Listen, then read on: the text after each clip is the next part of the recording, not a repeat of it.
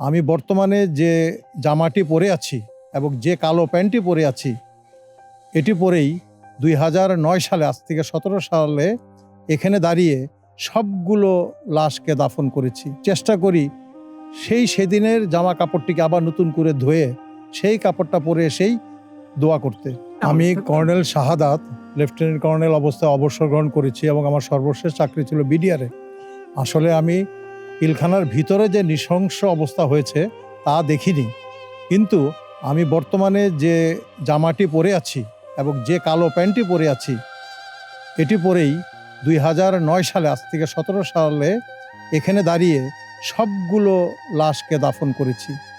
সেদিন ছিলাম আমি অত্যন্ত আবেগ আপ্লুত, কারণ 57 জন অফিসারের ভিতরে 5 জন ছিল আমার কোর্সমেট। সেনাবাহিনীতে আমরা কোর্সমেট বলি, বাংলাদেশ সশস্ত্র বাহিনীতে মানে বিএমএতে আমরা প্রশিক্ষণের সময় 2 বছর একসাথে প্রশিক্ষণ করেছিলাম। আর এই 5 জনের সাথে আমি আমার সর্বশেষ চাকরি শেষ করে এলপিআরে এসেছিলাম কিছুদিন আগে। যদি তা না হতো তখন হয়তো সিনিয়র মোস্ট সিও হিসেবে আমিও পিলখানায় থাকতাম, আজকে হয়তো বা এখানে আসতে পারতাম না। সেই থেকে আমি এতটাই আবেগ আপ্লুত, প্রতি বছরই এখানে আসি এবং চেষ্টা করি সেদিনের জামা কাপড়টিকে আবার নতুন করে ধুয়ে সেই কাপড়টা পরে এসেই দোয়া করতে।